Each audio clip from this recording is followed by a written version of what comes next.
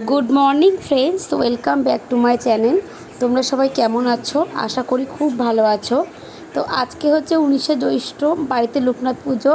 আর আমাদের কলের অবস্থা দেখো, কালকে থেকে কলটা ডিস্টার্ব করছিল, তো আজকে সকালে একদম খুলে পড়ে গেছে।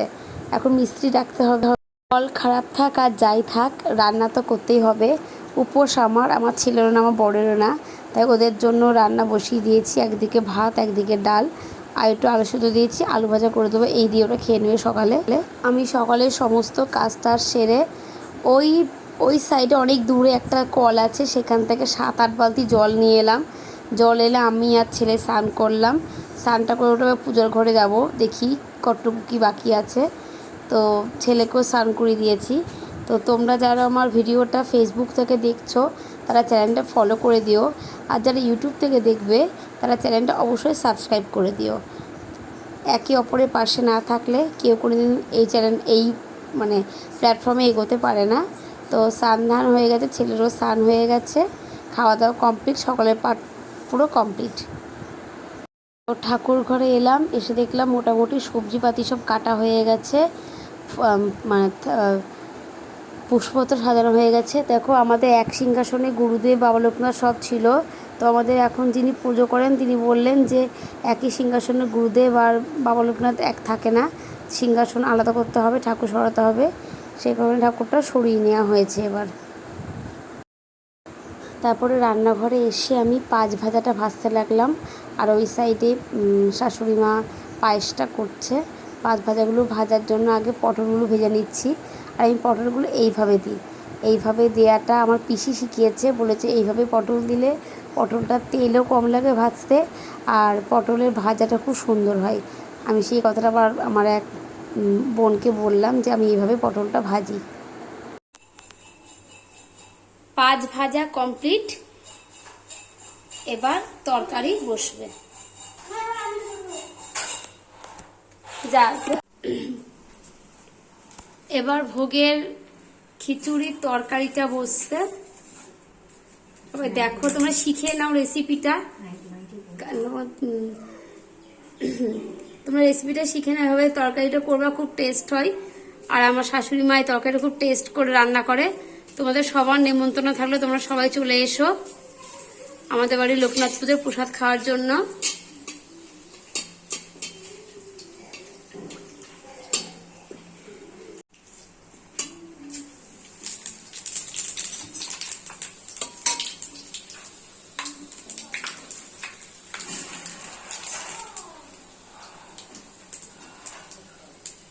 বাবু, একটু পর পর কিন্তু জল খাবা,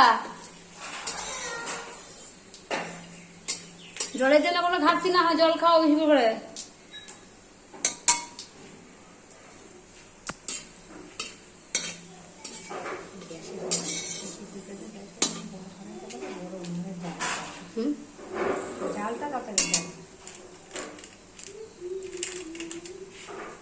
ভাতটা নিচে ফুলে তো অসুবিধা হচ্ছে।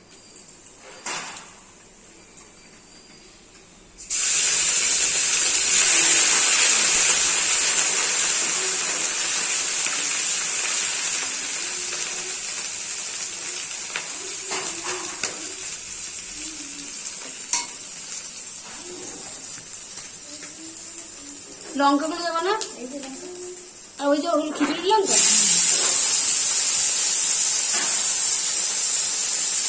আমাদের আরেকটা জিনিস একটু বড় খুন্তি, এবার অনেকটা তরকারি, তাই শাশুড়ি মা একা পাচ্ছিল না, তাই আমি বললাম তুমি তরকারিটা ছাড়ো, আমি নাড়তে লাগি। এভাবে তাড়াতাড়ি হয় না, তুমি একা একা ছাড়বা, একা একা নাড়বা, অনেকটা তুমি পারবা না। সে কারণে এই তরকারিটা শাশুড়ি মা ছাড়তে লাগলো, আমি নাড়তে লাগলাম।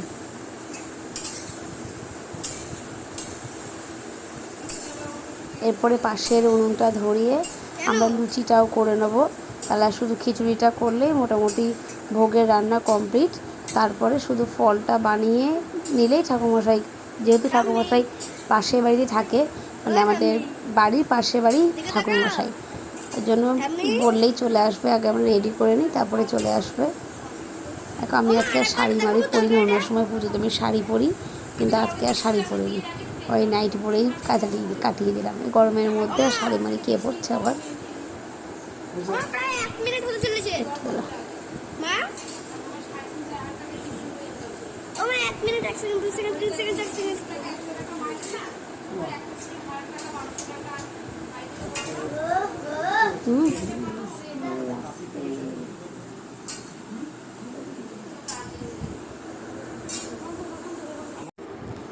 তরকারিটা হতে সময় লাগবে, সে কারণে একদিকে লুচিটা ভাজতে আরম্ভ করে দিলাম। আমার জায়ের বোন লুচিগুলো বেলে বেলে দিচ্ছে আর আমি ভেজে নিচ্ছি এক সাইডে, কেননা দেরি করলেই দেরি হবে। যতক্ষণে গোছানো হবে, এরপরে আবার খিচুড়ি হবে, তারপরে সব গোছানোর পরে ঠাকুরমশাই আসতে পারবে। ওই জন্য বললাম দেরি করতে হবে না। আমার শাশুড়িমা বলছিল তুমি পারবা এক সাইডে তরকারি নাড়তে আর এক সাইডে লুচি করতে? না, হ্যাঁ আমি পারবো, কেননা তরকারি তো অনেকক্ষণ পর পর নাড়তে হবে। আর এক সাইডে লুচিটা আমি ভাজতে রাখি আর এক সাইডে আমি লুচিটা করে ফেলতে পারবো। প্রথম লুচিটা বুঝতে পারিনি, তেলটা আসেনি, আমি দিয়ে দিয়েছি বলে লুচিটা ভালো ফুলছে না, কিন্তু লুচিগুলো ভালো ফুলেছিল, সব কটাই ফুলেছিল। এটা তেলটা না আস্তে আস্তে আমি লুচিটা দিয়ে ফেলেছিলাম।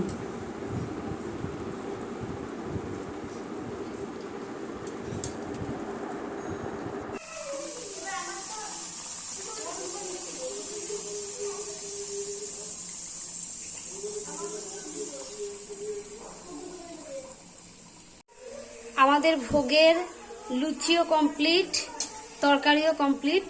এবার খিচুড়িটা বসানো হবে। খিচুড়িটা হলে ভোগের রান্না মোটামুটি কমপ্লিট। ফল বানানো হলেই সব রেডি। তারপর ঠাকুরমশাই আসবে 1টার সময়, তারপরে পুজোটা হবে, সেই পুজোটা তোমাদের দেখাবো। এবার ভোগের খিচুড়িটা হবে, তাই সেই কারণে প্রথমে তেল দিয়ে দিয়েছে কড়াইয়ে। তেল দিয়ে যা মশলা লাগে, আদা, জিরের গুঁড়ো, শুকনো লঙ্কা, পাঁচফোড়ন, তেজপাতা, যা যা লাগে সে মশলাগুলো দিয়ে ভালো করে কষিয়ে নিচ্ছে। আর গোবিন্দভোগ চালের খিচুড়ি হবে।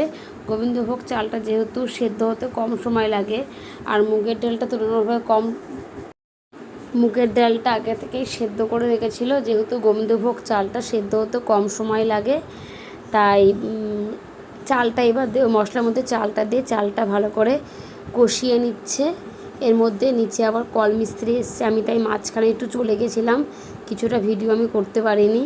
তো এডিট করার সময় দেখছি যে আমার খানিকটা ভিডিওর পার্ট নেই।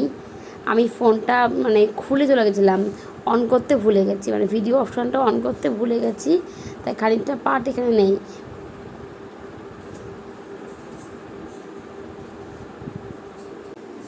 নিচে কল মিস্ত্রি এসেছিলাম, নিচে গিয়েছিলাম, এসে দেখি ওই সেদ্ধ করা ডালটা দিয়ে জল দেওয়া কমপ্লিট হয়ে গেছে, সেই ভিডিও তুমি দেখাতে পারলাম। ভোগের খিচুড়িও কমপ্লিট, এবার শুধু ঠাকুরমশাই আসার অপেক্ষা। ঠাকুরমশাই এসে পুজোটা শুরু করে দিয়েছে। তো আমি একটু আগেই বললাম যে আমাদের প্রথমে যে পাশের যে বড় সিংহাসনটা, সেই সিংহাসনের মধ্যেই আমাদের সমস্ত ঠাকুর থাকতো, কিন্তু ইনি বলেছেন যে লোকনাথকে তো অনেকে গুরু বলে মানে, তো আমাদের গুরুদেব হচ্ছে, আমাদের দীক্ষা নেওয়া হচ্ছে বালক ব্রহ্মচারীর কাছ থেকে, তাই এক সিংহাসনে 2 গুরু থাকে না। সে কারণে এবছর লোকনাথ পুজোতেই আমাদের সিংহাসনটা লোকনাথে আলাদা করে ফেলা হলো। আর ঠাকুরমশাই ঠাকুরটা নামালেও ওই বাবরকুন্দের টিপ পরানোর জন্য। আমাদের ঘরের ঠাকুরটা খুব জাগ্রত, আমাদের কাছে খুব জাগ্রত, মন থেকে কিছু চাইলে, আর সেটা চাওয়ার মতো চাইলে, জিনিস চাওয়ার জিনিসের মতো চাইলে মন থেকে নিশ্চয়ই পাওয়া যায়। তো এবার আমাদের ঠাকুরকে আরেকটা টিপ দেওয়া হচ্ছে। তো আমি যদি এখন বলি ঠাকুরকে, ঠাকুর আমাকে তুমি রাতারাতি কোটিপতি করে দাও, সেটা তো বলার মধ্যে পড়ে না, সে কারণে সেটা না, কিন্তু কিছু চাইলে সে ঠাকুরের কাছে পাওয়া যায়। তো টিপটা পরিয়ে দিচ্ছে। প্রথমে বলেছিল কলা দিয়ে পরাবে, তো বললো যে না ঠিক আছে, আঠা এনে দিলাম ঘর থেকে, তো আঠা দিয়ে পরিয়ে দিল। এই নিয়ে আমাদের বাবা লোকনাথের 3টে টিপ হলো। একটা আমরা প্রথমবার যখন প্রথম টিপটায় আমরা দিয়েছিলাম, তারপরে এবার টিপটা আমার যা দিয়েছিল, আর এবারে টিপটা আমার শাশুড়ি মা দিল। আমার ইচ্ছা আছে ঠাকুর এভাবে আমাদের মনস্কামনাগুলো পূর্ণ করুক, আর ঠাকুর যেন পুরো কপালটা আমরা টিপে ভরিয়ে দিতে পারি। দেখো আমাদের ঠাকুরটা কত সুন্দর লাগছে দেখতে। যারা তোমরা ভিডিওটা ফেসবুক থেকে দেখবে তারা অবশ্যই চ্যানেলটা ফলো করে দেবে, আর যারা তোমরা ইউটিউব থেকে দেখবে তারা চ্যানেলটা অবশ্যই সাবস্ক্রাইব করে দিও। তো এবার আমরা অঞ্জলি দিতে বসে গিয়েছি। ভিডিওটা অনেকটা বড় হয়ে যাচ্ছে বলে আমি একটু স্পিডটা বাড়িয়ে নিয়েছি। তো দেয়া হচ্ছে এবার অঞ্জলি, সবাই মিলে অঞ্জলি দেব। আমার ছেলে মেয়ে সবাই খেয়ে নিয়েছে, কিন্তু তাও ওরা অঞ্জলি দিচ্ছে। ওরাই তো ঠাকুর, ওদের খাওয়া না খাওয়ার কোনো ব্যাপার না।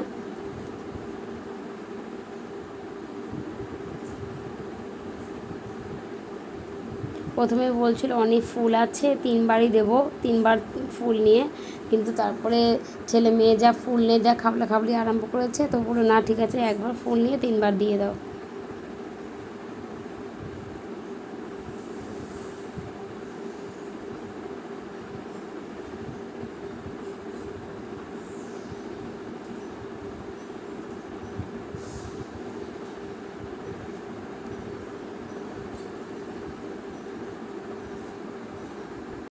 পুজোর আর বিশেষ পাঠ আমি দেখাতে পারলাম না, সেগুলো আমি শর্ট করে শর্ট ভিডিও ছাড়বো, কেননা ভিডিওটা অলরেডি অনেকখানি বড় হয়ে গেছে।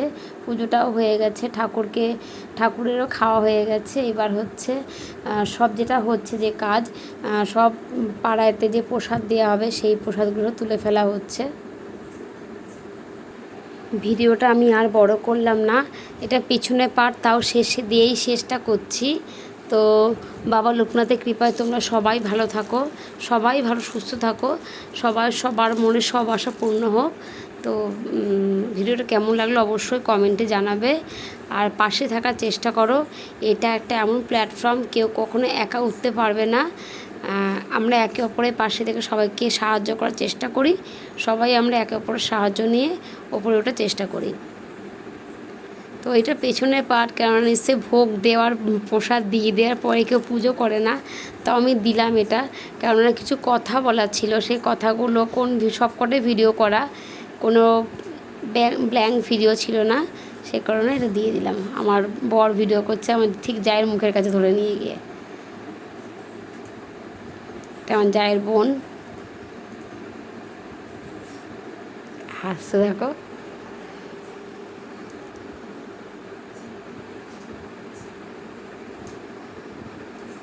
আর ওইটা আমার জায়ের মেয়েটা ঠিক আমার হাঁটু থেকে গিয়ে সুড়সুড়ি দিচ্ছে, যেটা আমার কাছে খুব অসহ্য লাগে। সবাই ভালো থেকো, গুড নাইট।